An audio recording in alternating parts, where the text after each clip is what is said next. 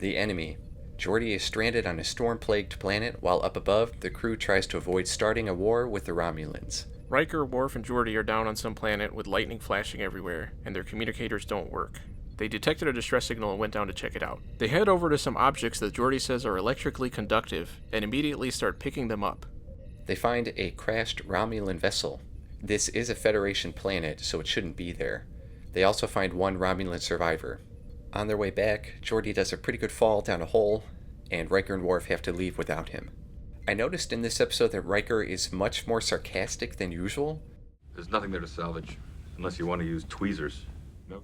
The electrical storm's creating thousands of ghosts. Well, beam some of those ghosts back. One of them may be Geordi. Picard suspects the Romulans were there for a new offensive outpost. Beverly wakes up the Romulan survivor, but all he says is that he was alone. She finds that his mental capabilities have been affected by long exposure to the magnetic fields on the planet, and that the same thing will eventually happen to Geordi. It seems odd that they're totally unaware of that fact before they go down there. Wouldn't their initial scans have given them that kind of information already? Riker even makes a comment about how bringing Data down there would have been a bad idea. Good thing we didn't bring Data! We'd be unscrambling his circuits for a week! As usual, they don't try to find anything out about a planet before going down. In order to keep the Romulan alive, they need to find someone with compatible ribosomes. At one point, Beverly says, "We thought it would be like working on Vulcans." I know they're closely related, but they're still different races. And she also says, "He's going to need a transfusion of compatible ribosomes in order to recover. We can't use the replicator. The molecules are too complex." That seemed a little contrived just to keep that plot point alive. I thought about that, but knowing a little bit about ribosomes, I would imagine that if they weren't perfect, that he would die. Yeah, just like you to bring science into something like that. Ribosomes read DNA and make proteins out of it, and if the body doesn't have the right proteins, then it can't function. God. Hey, I like cellular biology and stuff, alright? Weirdo. Wesley comes up with a plan to find Geordi. We could build a portable neutrino source and send it in a probe to the planet's surface. It'll act like a beacon. Geordi finds what I assume are pieces of metal embedded in the ground and uses his phaser to melt them into picks that he uses to crawl out of the hole. I would think it would take a while for them to cool down enough that he could touch them. Oh, quit your belly aching. A Romulan ship also hears the survivor's distress call and enters the neutral zone to get him. Picard wants to avoid this incident becoming a preamble to a new war with the Romulans, but he seems to be the only one in that mindset. Worf wants to interrogate the shit out of this guy, and Riker just wants to dump his ass in prison. He should be held and interrogated. We have every right to detain him, sir. He sees a neutrino beam sent down, and somehow automatically knows it was Wesley's idea. Wesley Crusher. Thank you, Wesley. I guess everybody just assumes that he's smarter than everyone else. I mean, it's true from what we've seen. They still won't treat him with respect, though. Before he can head over to the neutrino beam, he gets attacked from behind by another Romulan survivor. The guy who plays the Romulan acts primarily with his mouth movements.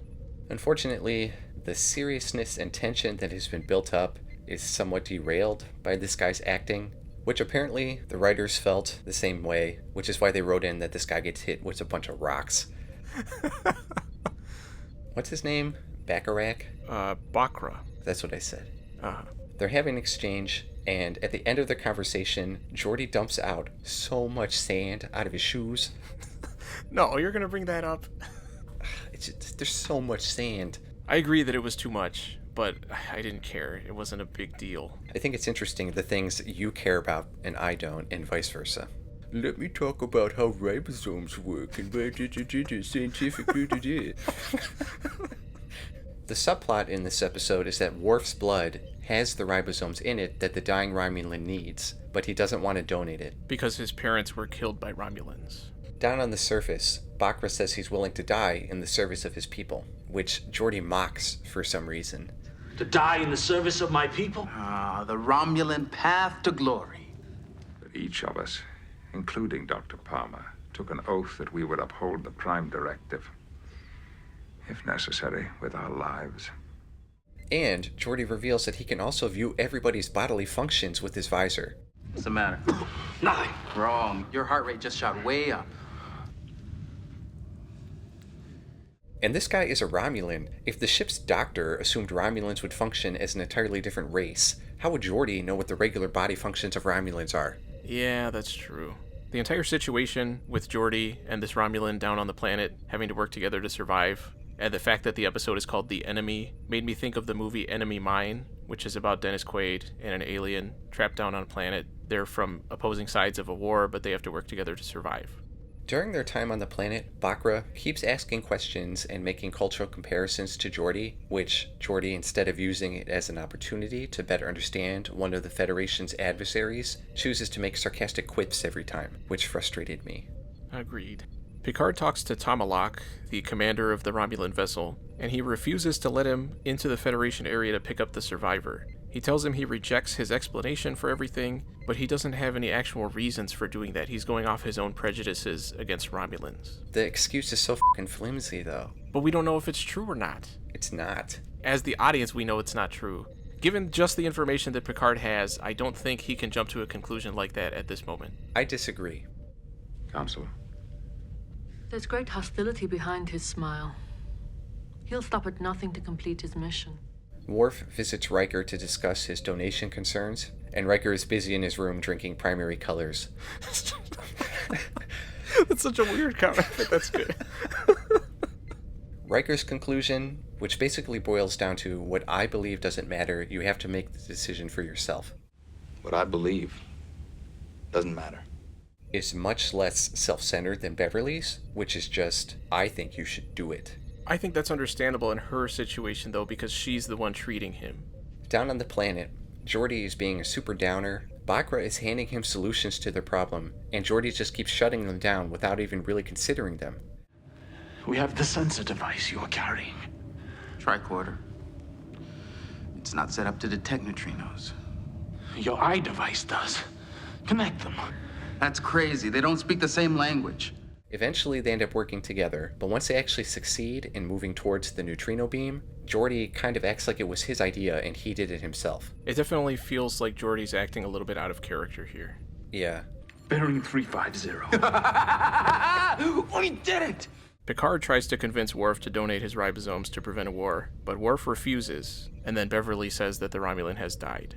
But it kind of bothered me, okay, and I know you're going to disagree with this. The Romulans invaded the planet first. It's not like it was an accident, even though they said it was. They made the first move, but nobody seems to bring up this point. The people on the Enterprise don't know what really happened. They don't know if the Romulans are telling the truth or not. And they have no particular reason to think one way or the other. Again, I disagree. I think they should give them the benefit of the doubt in this situation. Right at the moment of highest tension, when the Romulans have reached the neutral zone, and all the weapons are powered up, the Enterprise detects Geordi and Bakra.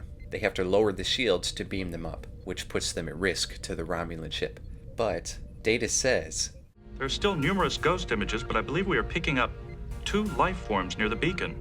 And Picard just assumes it's another Romulan. This entire episode, Picard just keeps assuming things about the Romulans, without actual information. And it turns out he's right. Lucky for him. When they beam Geordi and Bakra onto the bridge, I get what they're going for, but the buddy-buddiness between Geordi and Bakra is a bit over the top. Agreed. And both ships go their separate ways, without a war having started. The Enemy, overall? This is the most Romulan-focused episode so far, which I was happy to finally get to. I like that we don't actually find out what they were doing, and I like the fact that Worf didn't agree to donate, just because it's kind of the opposite of what you expect. But I wish we had gotten a little more insight into his perspective, because the info we do get is pretty simplistic. And I thought Riker made some good arguments to try to convince him. And I thought he was being won over, because then he goes to talk to the Romulan, but then he doesn't give him the ribosomes anyway.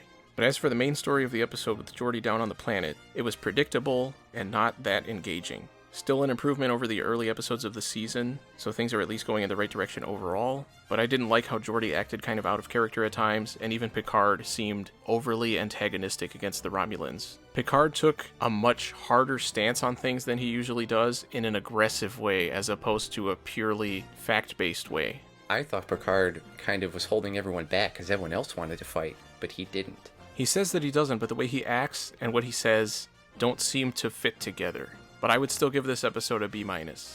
I gave it a B. This is the first episode where the Romulans actually play a big part. After showing up at the end of Season 1 as this huge reveal, We went through pretty much all of Season 2 without them doing anything. I thought there was a good balance between what Geordi was doing and what the Enterprise was doing.